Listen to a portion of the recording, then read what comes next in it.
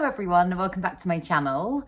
If you're new here, hi, my name's Claire and this is Yoli. Oh, that was good timing. Hello. I make videos all about houseplant care, sharing tips and tricks I've learnt over the years to help keep your plants happy and healthy. And welcome to episode 7 of my Houseplant Tour UK, where I travel all over the UK, visiting different houseplant shops, garden centres, searching for the best plants, the best prices, and giving you little mini tours as I go. I am ridiculously excited about today's one, and I think it's going to be pretty epic. So yeah, I really hope you enjoy it. Let's get into it.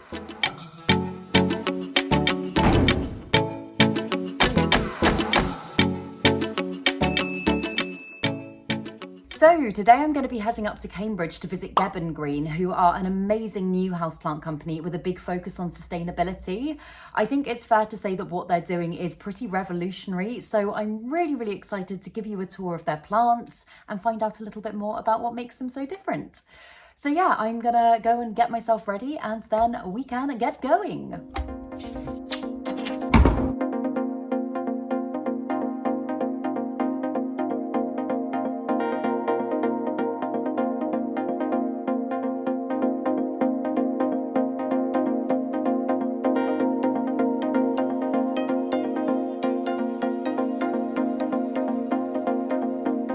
So hello Kate, you are the owner of Geb Green. I am very lucky owner, yes. Yes. Could you tell us a little bit about it? Sure. So Geb Green is a very much focused on sustainability. Mm-hmm. We launched only 2 months ago and we are here to change the way things are done. So, in what way? Like, what are you doing that's different from what other places are doing? So we are peat free. So we grow in coir, and our real USP is the fact that we recycle that coir.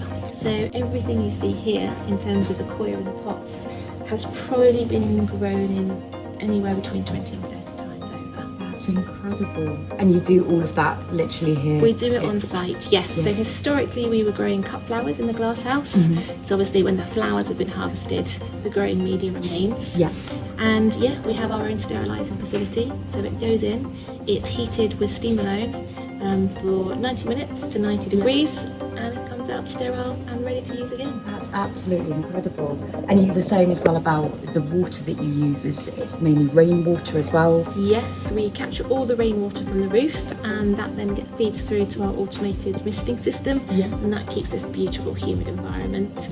And anything extra, we actually have access to a spring-fed reservoir on site, so we don't need to touch the mains. That's absolutely amazing. In terms of other environmentally friendly techniques that we use, rather than being heated through gas, which is what the Dutch growers do, we have a biomass boiler, which is government approved. And what does that mean exactly? So that means we burn wood chip. Oh. So very much focused on renewable sources of energy. Yeah.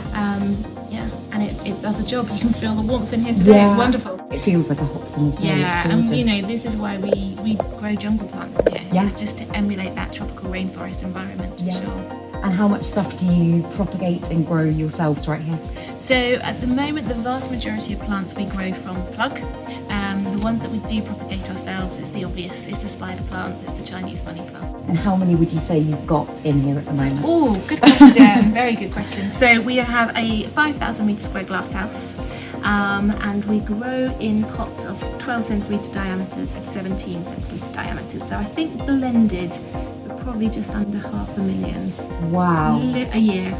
Looking at just 12s, we may be pushing 700,000 a year.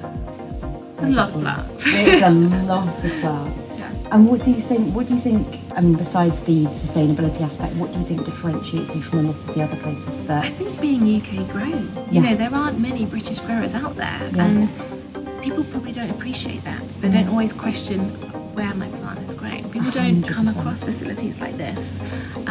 So the carbon footprint is really important to consider, and that's where we can get things down for sure. Definitely.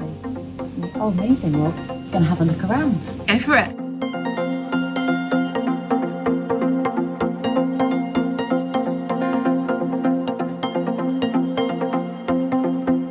It was genuinely so hard to know where to start because, as you can see, there was a lot to look at. But the first thing that really stopped me on my tracks was the flowers on their philodendron silver swords. Just look at the size of them.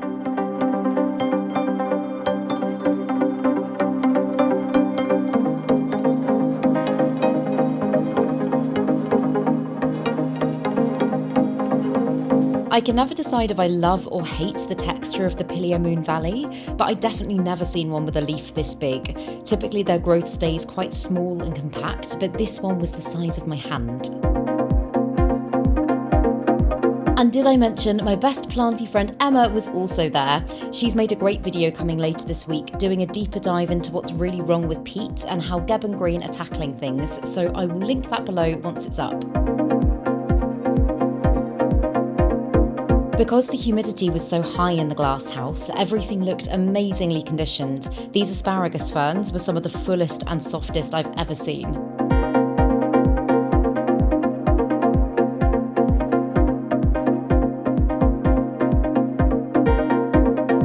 There was literally a sea of monsteras, from tiny ones to huge mature ones. Just look at those fenestrations. There was something about this one in the red pot on the left and the way it was growing that really grabbed me. I know I've got one already, but if I could have carted it on the train home, I absolutely would have done. As you can see, there were also some variegated monsteras, but what really blew my mind was this variegated bird of paradise. I've actually never seen one in the flesh, and it's a huge wishlist plant of mine. I'm pretty sure I'm right in saying this one actually spontaneously variegated too, so perhaps there's still hope for my plant. You never know.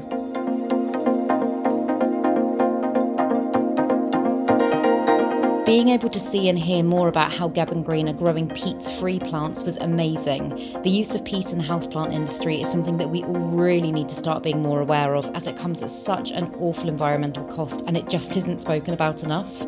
I'll link Geb and Green's website below, along with Emma's video, as they've got some really useful articles on this, helping us all to understand it better, explaining why the use of peat is so damaging, and how what they're doing aims to change things for the better.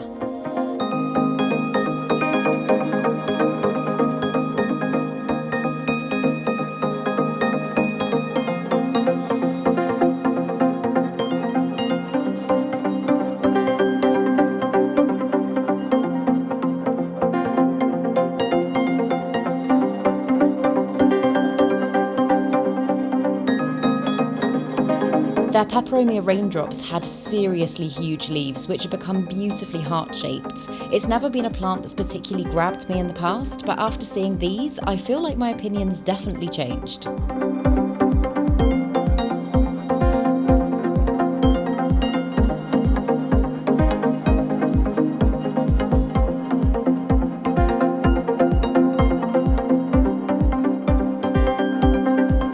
As I walked around, I noticed that some of the plants had actually naturally propagated themselves and were actually rooting into the floor of the glasshouse, which I thought was so adorable.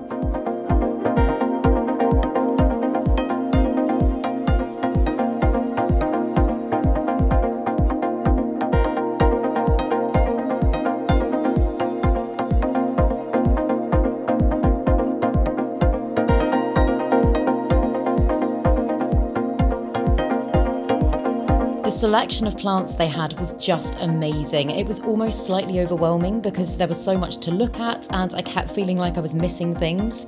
I loved the Alocasia caprea Red Secret. I know I've got one in my collection, but seeing so many of those shiny new leaves was just stunning.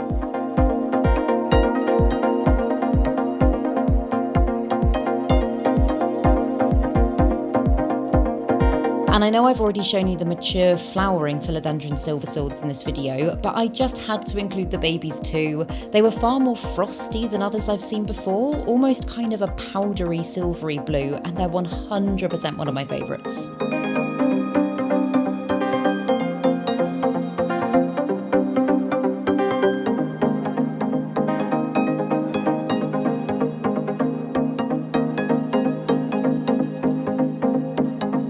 The little Alocasia aslanii were amazing too, kind of similar to the Red Secret, but so much pinker. I'm pretty sure this fades as the leaf matures, but they were just so pretty.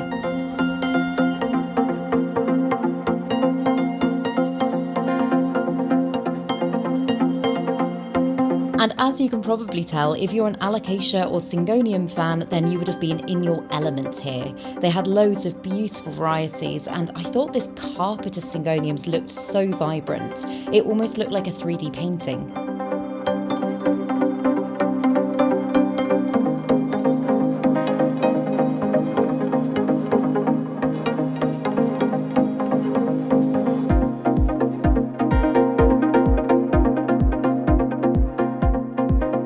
So I've just got home. I'm pretty knackered, but it was totally worth it. It was, oh my goodness, it was just absolutely amazing to be in a space with, I don't think I've ever been in a space with so many tropical plants at one point. So it was just crazy, and it was just so fantastic to get a chance to speak to Kate as well and hear about all of the things that Geb Green are doing in order to make houseplants more sustainable, because I think the environmental factors with houseplants aren't always spoken about that much, and a lot of people just aren't as aware of them as they are in some other industries, or they just kind of assume that maybe they're not there or they're not as bad as they are. So it is just wonderful to see a company taking it so seriously and enforcing such fantastic change.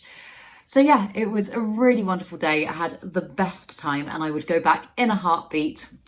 And I did come away with some plants as well. I came away with 2 plants. Oh, which shall I show you first? I'm going to have to try and remember their names as well. So this one, it's commonly known as an Alocasia purple sword, but I think its Latin name is Alocasia lauterbachkiana. I might be pronouncing that wrong. I will put the name on the screen.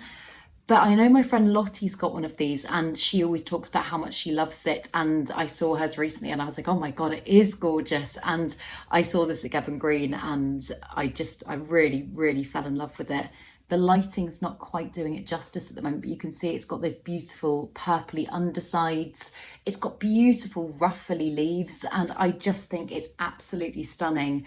Also, both of these plants were very kindly gifted to me by Kate. She really didn't have to do that, but yeah, she gave me both plants. So thank you very much, Kate. Honestly, I appreciate it so, so, so much, and I love them. And then the other one is, oh my goodness, what's it called? It's another alocasia, and it's commonly known as the hooded dwarf elephant ear alocasia. And I think it is an Alocasia cuculata. Again, name on the screen. But yeah, it kind of, when I first saw it, it almost looked quite anthurium-y to me. Like it's very robust for an alocasia, and I just think it's really lovely. I'm really excited to watch it grow. I was Googling some pictures of what it looks like mature on the train on the way home, and it looks beautiful. So I'm really, really excited to watch it grow. And it's obviously very good to know that they're both potted in sustainable core. I always say core, I know it's koya, but yeah, very good to know that. And it was just, honestly, it was just a fantastic experience, and I feel really grateful to being able to go today. And they've got a beautiful selection of houseplants on their website as well, so I will link their website down below, along with, as I've already said in the video, they've got fantastic articles on there about sustainability in the houseplant industry, about why peat is bad, all of this sort of stuff that I think all of us plant parents, myself included, do need to be educating ourselves on more. We do need to we need to take this seriously, because we're all nature lovers and we want to protect the planet as much as we possibly can. So yeah, it was a brilliant day and I had a lot of fun. So yes, I really hope you enjoyed this video. I will also link down below the playlist of all of my houseplant tour episodes so far if you want to go back and watch any of them. Also, as always, if you've got any places that you would recommend me visiting next, please do comment them down below and I will add them to my list. I'm always looking for new places to visit and I really enjoy it, so that would be great. But yes, I really hope you enjoyed this video. If you did, please make sure to give it a thumbs up, subscribe to my channel, have a lovely day, and I will see you in the next video.